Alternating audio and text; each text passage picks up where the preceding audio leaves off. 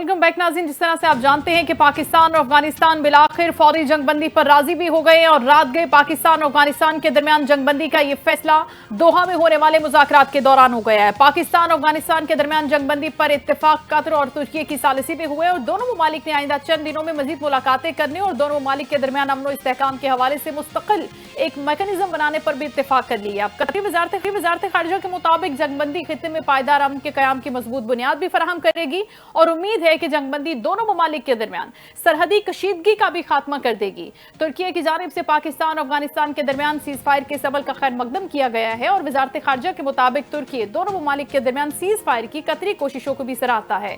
दोनों बरादरी ममालिक और खित्ते में पायदार अमन और इस्तेहकाम की कोशिशों की हिमायत उन्होंने कहा कि हम जारी भी रखेंगे, जबकि पाकिस्तान ने भी जंगबंदी को खुशाइन करार दिया और इस उम्मीद का इजहार भी किया है कि दहशतगर्दी के खात्मे के लिए तमाम जरूरी इकदाम उठाए जाएंगे। सोशल मीडिया साइट्स जिनमें एक्स भी शामिल है, इसमें इसहाक डार ने यह बयान दिया है कि दोहा में होने वाले मुज़ाकरात का हम खैर मकदम करते हैं और ये दुरुस्त सम्त में उठाया गया पहला मुस्बत कदम है। जबकि वजीर दिफा ने भी लिखा है कि इस्लामाबाद और काबुल के माबैन सीज फायर का मुआहिदा तय पा गया है, जिसके तहत पाकिस्तान की सरजमीन पर अफगानिस्तान से दहशतगर्दी का सिलसिला फिर फौर बंद होगा।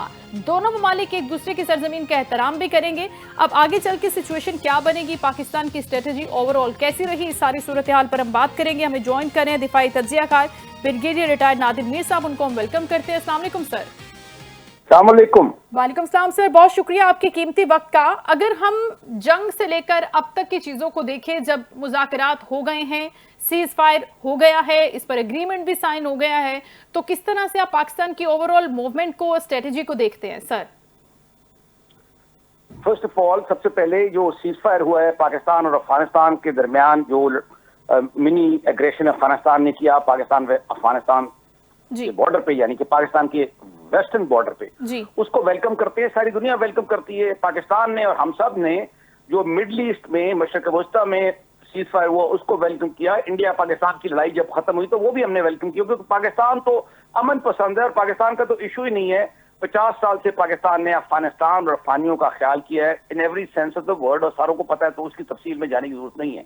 तो पाकिस्तान की तरफ से तो इशू कोई नहीं था। सीज फायर तो होता है दो पार्टीज के दरमियान जहां कोई लड़ाई का मसला हो। पाकिस्तान की तरफ से तो मसला ही कोई नहीं है। मसला सिर्फ ये है कि अफगानिस्तान से दहशतगर्द आते हैं और वहां से आके पाकिस्तान में दहशतगर्दी करती है बड़े पैमाने पर। और ये छोटे से ग्रुप नहीं, ये पूरी वॉर, टेररिस्ट वॉर कह लें उसको, होती रही है और कोई मुसलसल होती रही है। और दूसरा ये कि रिसेंटली यहाँ से ये बात बढ़ गई, एस्केलेशन हो गई ये लड़ाई, वो ये थी कि अफगानिस्तान की अपनी फोर्सेज यानी अफगान तालिबान भी उनको ज्वाइन किया और उन्होंने हमारी सरहद पे हमले किए, और पाकिस्तान ने जब उसका भरपूर जवाब दिया, अपना दिफा किया और थोड़ा सा दिखाया काबुल में और अफगानिस्तान की दूसरी जगहों में कि पाकिस्तान तो बहुत ज्यादा कुछ कर सकता है, तो उसके बाद ये एग्रीमेंट हुआ सीज फायर का, जिसमें दूसरे ममालिक ने, तुर्की ने, कतर में और बाकी दुनिया के मुल्कों ने इसमें बड़ा एक पॉजिटिव रोल किया to bring a cease fire. असल इशू ये है कि ये हुआ क्यों, this is the real issue.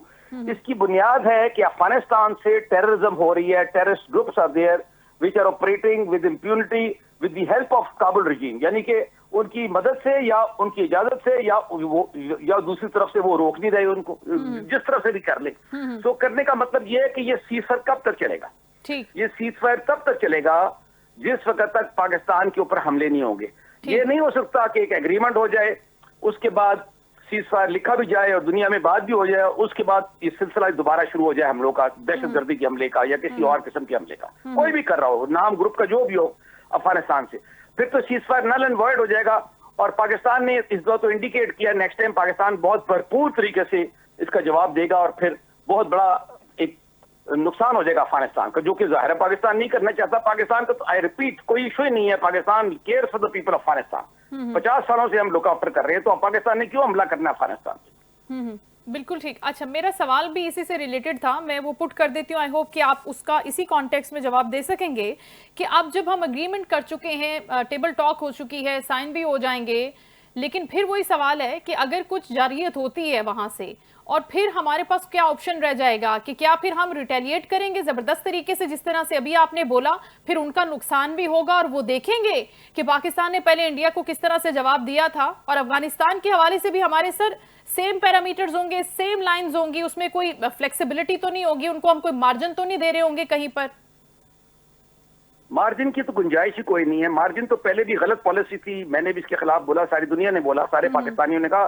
Field marshal Saeed Asif Munir ने खुद, जो कल भी आपने देखे, उन्होंने काकूल में भी कहा, और वैसे भी पॉलिसी है पाकिस्तान की, DGISPR भी कहते रहे, प्राइम मिनिस्टर भी, पाकिस्तान के डिफेंस मिनिस्टर, फॉरेन मिनिस्टर, तमाम, यानी कि पाकिस्तान के तमाम लीडर्स ऑफ पाकिस्तान का मीडिया और पाकिस्तान के लोग, सबसे इंपॉर्टेंट पाकिस्तान के लोग ये कहते हैं कि चाहे मशरकी सरहद हो, ईस्टर्न बॉर्डर इंडिया का, चाहे वेस्टर्न बॉर्डर अफगानिस्तान का, पाकिस्तान पे कोई हमला या डिग्रेशन नहीं होगा, और अगर होता है तो खाली उसको जवाब नहीं देना, फिर उसके घर में जाके, यानी उसके इलाके में जाके उसको तबाह करना है। This is the demand of the people of Pakistan. ये किसी एक ग्रुप या एक पर्सन या किसी पार्टी या किस हल्के की ये डिमांड नहीं है, ये सारे पाकिस्तान की डिमांड है, and it's normal and natural होनी चाहिए। पेट्रियोटिक लोग है पाकिस्तानी, रिजिलियंट नेशन है पाकिस्तान, आपने देखा है। और इसमें जो एलिमेंट अगला आ रहा है वो ये है कि ये ट्रू फ्रंट, दो फ्रंट, यानी अफगानिस्तान और इंडिया का फ्रंट बनाने की कोशिश की गई, और इसके पीछे जो प्लान बन रहा है, मेजर बड़ा प्लान जो है इसका मंसूबा, वो दिल्ली में बन रहा है, इंडिया में, इसके लिए। और मैं तो कई सालों से कह रहा हूँ टीवी पे भी और आर्टिकल्स में भी और सेमिनार्स में भी कि टू फ्रंट वॉर की वो तैयारी कर रहे हैं। I am saying it for last many years, और भी लोग कह रहे हैं वगैरह। तो आपका जो सवाल है उसका जवाब बड़ा सिंपल है। उसका जवाब ये नहीं है कि जी गुंजाइश, देयर इज नो गुंजाइश अभी तो। ये बल्कि इधर भी 1 पॉइंट एजेंडा था कि अगर ये परसिस्ट करता, यानी चलता रहता उनके दहशतगर्दों के या किसी भी फॉर्म में हमलों का, तो पाकिस्तान पर खाली जवाब नहीं देगा, Pakistan will go all out. और उसका मतलब है कि फिर वहां, और दुनिया, बाय द वे, आपको फर्क जो है ना इंडिया के साथ, इसमें और भी फर्क है, इसमें थोड़ा सा समझने की बात है कि जो अफगानिस्तान में रजीम है, यानी हुकूमत है अफगानिस्तान, उसको तो दुनिया रिकग्नाइज ही नहीं करती। इंडिया में जितनी भी खराबी है उसकी गवर्नमेंट को रिकग्नाइज करते हैं, जैसे दुनिया पाकिस्तान की गवर्नमेंट को रिकग्नाइज करती है, इसको तो कोई रिकग्नाइज ही नहीं करता। पाकिस्तान ही वाहिद मुल्क था जो इनका प्रचार कर रहा था, इनकी एडवोकेसी कर रहा था, इनका वकील था, इनके लिए मतलब इनको पाकिस्तान ही सपोर्ट कर रहा था सबसे ज्यादा। तो अगर वो पाकिस्तान पे ही दहशतगर्दी करते हैं, हमले करते हैं, तो they are totally isolated in the world. कौन उनके साथ होगा, आप खुद सोचे ना। तो फिर पाकिस्तान और खाली अकेला नहीं होगा, और मुल्क भी साथ होंगे, और फिर इसका एंड रिजल्ट होगा, ये लिख लिया आज, अगर ये करेंगे तो उसका एंड रिजल्ट जो ये बात पहुंचेगी, उसका नाम होगा regime change in Kabul. That's correct, sir. लेकिन ये बात तो everybody knows across the world कि यहाँ पर फितना और खवारिज के ग्रुपों की बात करें, दहशतगर्द गिरोहों की बात करें, प्रॉक्सीज की बात करें, वो स्टिल ठिकाने वहां पर हैं। हमने खुद बताया कि कहां कहां पर हैं, हम उनको टारगेट भी कर सकते हैं, लेकिन ये इस बात को इंश्योर कैसे करेंगे कि वो ठिकाने वहीं पर रहेंगे, वो लोग वहीं पर रहेंगे, वो ऑपरेट भी करेंगे, लेकिन इस तरफ हीट नहीं आएगी, पाकिस्तान को टारगेट नहीं करेंगे। How is it possible sir कि वो वहां पर रह रहे हैं, वहां पर उनके सारे ऑपरेशंस हो रहे हैं, उनको सपोर्ट मिल रही है हर तरह से वहां पर? बहुत अच्छा सवाल है आपका। ये कुछ तो देर पहले मैं किसी और जगह बात कर रहा था, तो यही बात मैंने की, सवाल के फॉर्म में नहीं, बल्कि अपना यही पॉइंट मैंने दिया जो आप कह रही है। ये पहला पॉइंट है मेरा, ये था कि इस एग्रीमेंट में उनको डिसार्म करने या उनको हटाने के लिए जो जितने हैं उसका क्या है, उसका कोई जिक्र नहीं है। तो इसका मतलब ये है, इसका, और दूसरी इसमें एक और एलिमेंट है, उसको ना भूले, जो we must see the bigger picture. मैं जियो पॉलिटिशियन हूँ, ग्लोबल पॉलिटिक्स की लेवल पे बात करता हूँ, किताबें लिखी है जियो पॉलिटिक्स पे, पढ़ाता हूँ ग्रैंड स्ट्रेटजी वाला। तो इसमें जो चीज भूले ना आप, जिसको जाहिर है वो करने वाले हैं मुख्तलिफ ग्रुप, चाहे वो बलूचिस्तान में है, चाहे KPK में है, चाहे वो इसका एक नाम है, चाहे दूसरा नाम है, लेकिन जो एक बिगर पिक्चर है, जियो पोलिटिकल पिक्चर, वो है स्टेट एक्टर्स की, इनके पीछे रियासतें कौन है। पहले तो खुद अब जो अफगानिस्तान की गवर्नमेंट है काबुल, ये तो गवर्नमेंट चीफ ने भी कहा और बाकी पाकिस्तान की गवर्नमेंट भी कह रही है, नजर भी आ रहा है, सारी दुनिया को पता है, वो खुद प्रॉक्सी बन गई है।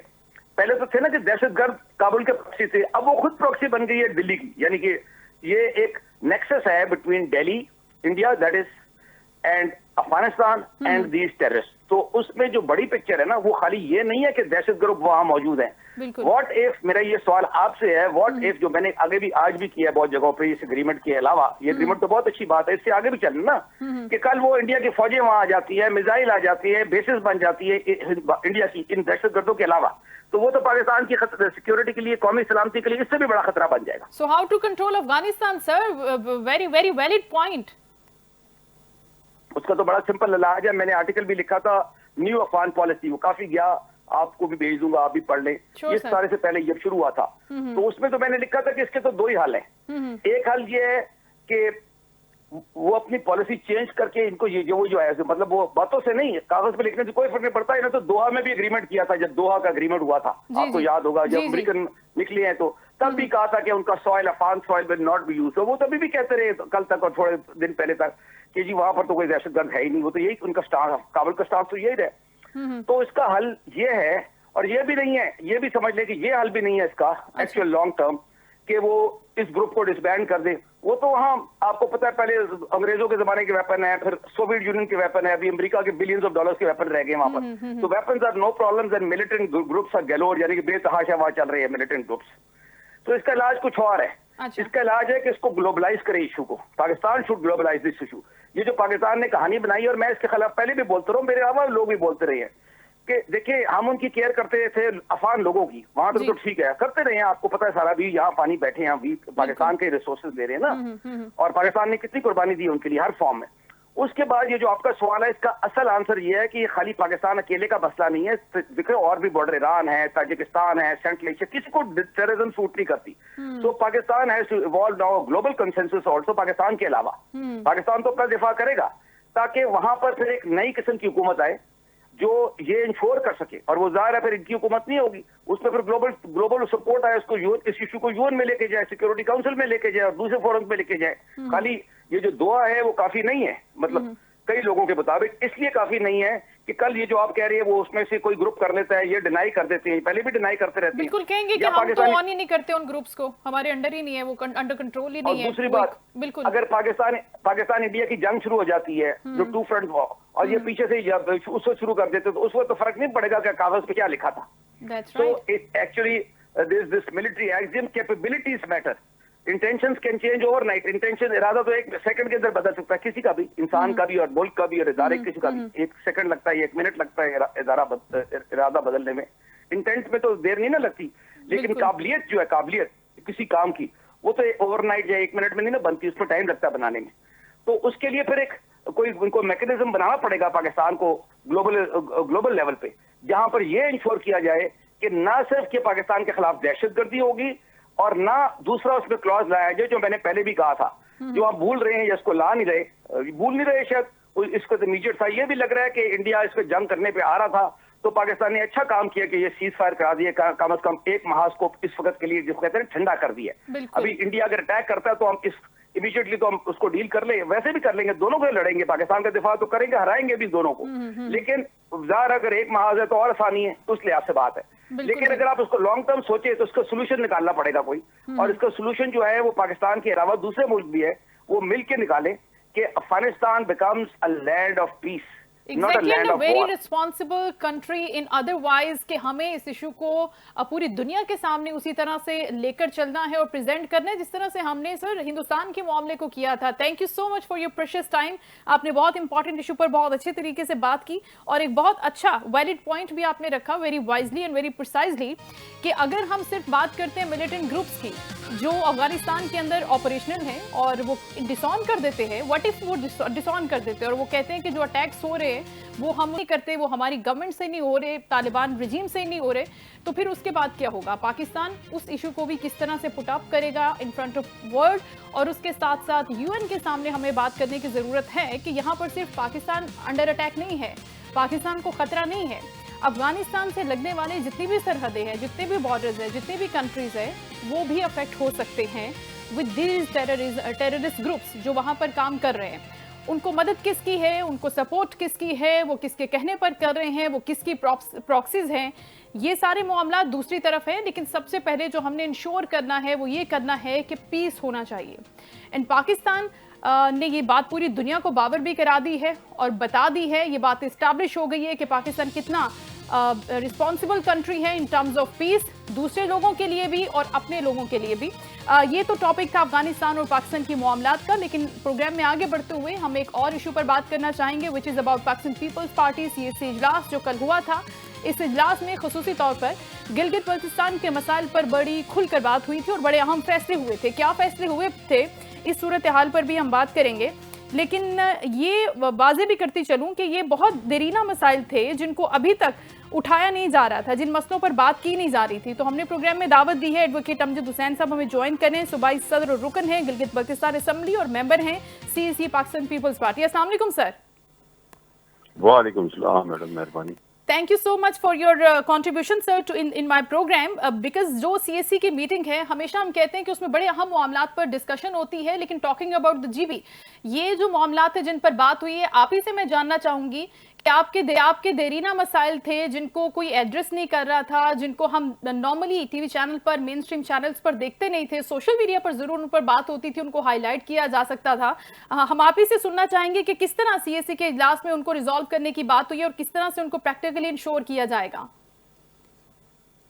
हाँ, बहुत शुक्रिया मैडम। चूंकि सेंट्रल एग्जीक्यूटिव कमेटी के इजलास में हमेशा हर सूबे के ऊपर डिस्कशन होती है जी। हर सूबे के मतलब इश्यूज के ऊपर डिस्कशन होती है। इसी तरह गिलगित बल्तिस्तान के ऊपर भी मीटिंग होती है। तो गुज़िश्ता मीटिंग में भी गिलगित बल्तिस्तान आज़ाद कश्मीर के ऊपर बिलखुसूस डिस्कशन हुई। उसकी वजह ये थी कि आज़ाद कश्मीर और गिलगित बल्तिस्तान चूंकि मतलब थोड़ा सा मतलब आपके कॉन्स्टिट्यूशनल एम्बिट से थोड़े से बाहर की टेरिटरीज हैं और वहाँ पे जो एडमिनिस्ट्रेटिव इश्यूज आते हैं, जैसे कि मतलब आपको गुज़श्ता दिनों कश्मीर में देखना पड़ा कि मतलब एक कुछ इश्यूज के ऊपर पूरा कश्मीर बाहर आया और एक एहतजाज का सिलसिला शुरू हुआ। और गिलगित बल्तिस्तान के अंदर भी पिछले तकरीबन 8-9 महीने से धरने मुसलसल धरनों की कैफियत में हमने गुजारा है।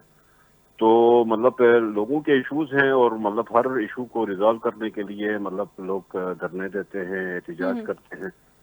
वो जो एहतजाज का जो फनामिना बहुत ज्यादा फैल गया है, तो उसकी वजूहत जो हम समझते हैं, हम ये समझते हैं कि इन दो रीजन्स में पॉलिटिकल पार्टीज को मतलब ड्यू रिगार्ड और ड्यू रिस्पेक्ट मिलनी चाहिए। ड्यू रिगार्ड और ड्यू रिस्पेक्ट नहीं मिलने की वजह से मतलब स्प्रिंटर ग्रुप्स बनते हैं, एक्शन कमेटीज बनती हैं, अच्छा एंटायर स्टेट टाइप के एलिमेंट्स आते हैं, इस तरह की चीजें हो रही हैं। तो मतलब वहां पर भी चूंकि प्रॉक्सीज आजकल आपको पता है कि मतलब जिस तरह इंडिया अपनी प्रॉक्सीज खेल रहा है जी। बलूचिस्तान के अंदर और मतलब खैबर पख्तूनख्वा में, इसी तरह के ही मतलब शवाहिद हमें नजर आते हैं गिलगित बल्तिस्तान के अंदर। लेकिन आपने जो अमजद साहब बात की कि नॉन स्टेट एक्टर्स जो जाते हैं, ग्रुप्स बन जाते हैं, तो वो इसी वजह से बनते हैं कि उनकी बात को एड्रेस नहीं किया जाता, सुना नहीं जाता। तो जो हालिया एक मीटिंग हुई है उसमें जो वफाकी हुकूमत ने फैसले किए खुसूसी तौर पर इस एहतजाज के बाद से कि उसको टैक्स फ्री जोन करार दे दिया है, इस हवाले से गिलगित बल्तिस्तान के अवाम का क्या रिएक्शन है? वो समझते हैं कि जो उनके मसाइल थे वो इस फैसले से कुछ कम होंगे? हाँ, लामहला कम होंगे, चूंकि गिलगित बल्तिस्तान का जो मतलब टेरिटरी है या नॉन टैरिफ एरिया है। आपके मतलब जो सेल टैक्स एक्ट के अंदर ही ये प्रोविजन मौजूद है कि गिलगित बल्तिस्तान और Azad Kashmir non tariff area होगा। आपका इनकम टैक्स की एप्लीकेशन गिलगित बल्तिस्तान में नहीं है। सुप्रीम कोर्ट ऑफ पाकिस्तान की जजमेंट्स पहले से आई है, फिर भी प्रैक्टिस हो रही थी। बस उस पे लोगों का एहतजाज था। उस बॉर्डर पूरा का पूरा इंटरनेशनल बॉर्डर है, उस बॉर्डर के ऊपर हमारे ताजिरों ने एहतजाज किया। मतलब 2 से 3 महीने तक मुसलसल धरने में रहे। बिलाखिर कमेटी प्राइम मिनिस्टर ने फॉर्म की, उस कमेटी के अंदर हम थे। तो हमने फिर ताजिरों को साथ बिठाया, बिहार को बिठाया, हमने रिकंसाइल करने की कोशिश की। अल्लाह का करम हुआ, किसी हद तक हमने उसको रिजॉल्व किया और वक्त पे हमने उस मसले को हल किया और उससे ताजिरों को किसी हद तक फायदा हो गया कि मतलब जो उनके डिमांड्स थे वो लीगल डिमांड्स थे, विद इन द मतलब कॉन्स्टिट्यूशनल और लीगल दायरे के अंदर थे। तो सिर्फ बात ये होती है कि इस तरह की डिमांड्स मनवाने के लिए धरने कराने किए जाने पड़ते हैं। ये तो सर फिर एक ट्रेंड बन गया ना। आप not talking about the GB specifically, when it comes to Punjab, when it comes to Sindh, हम देखते हैं कि वहां पर भी ये करना पड़ता है। लेकिन talking about the law and order situation specifically in Gilgit Baltistan, आप क्या कहना चाहेंगे कि वहां पर क्यों इतने ज्यादा चैलेंजेस होते हैं और वहां पर हुकूमत क्या उतने एक्शन ले पाती है जितने की जरूरत होती है, जो रिक्वायर्ड होते हैं? ये हम हमेशा एक बात करते हैं कि मतलब अभी गिलगित बल्तिस्तान और आज़ाद कश्मीर का जो के रीजन्स हैं, यहाँ पर पॉलिटिकल पार्टीज को वो ड्यू रिगार्ड और ड्यू रिस्पेक्ट नहीं मिलती, जिसकी वजह से ये सारे इश्यूज होते हैं। अगर किसी पॉलिटिकल पार्टी की हुकूमत होती है आज़ाद कश्मीर में, अगर किसी पॉलिटिकल पार्टी की हुकूमत होती है गिलगित बल्तिस्तान में, तो शायद ये इश्यूज पॉलिटिकल पार्टियां संभाल सकती हैं। उनके पास स्ट्रेंथ होती है, उनके पास वर्कर्स होते हैं, उनके पास रीजन में लोग होते हैं, उसको संभालने में आसानी होती है। तो बदकिस्मती ये है कि मतलब ये जो प्रैक्टिस किया गया पिछले 2 साल से विदाउट पार्टी गवर्नमेंट बनाने का और उसको चलाने का, तो उससे इश्यूज पैदा हो रहे हैं। हमारा ये ख्याल है कि पॉलिटिकल पार्टीज के जरिए से रूलिंग का सिस्टम को चलाया जाए ताकि चीजें बेहतर से बेहतर हो सके और इस तरह की चीजें सामने देखने ना पड़े। सही, तो आपका कहना यही है कि जो प्रैक्टिस है, पॉलिटिकल प्रैक्टिस है, उसको ही चलते रहना चाहिए, उसको रुकना नहीं चाहिए, वो मसाइल का ज्यादा बेहतर तरीके से हल निकाल सकती है। बहुत शुक्रिया अमजद साहब आपके प्रोग्राम में शमूलियत का। नाज़रीन, इसके साथ ही प्रोग्राम का वक्त अपने इख्तिताम को पहुंच रहे हैं। इंतहाई अहम 2 इश्यूज को हमने डिस्कस किया। I hope you like it. इससे दोबारा मुलाकात होगी। अल्लाह हाफिज।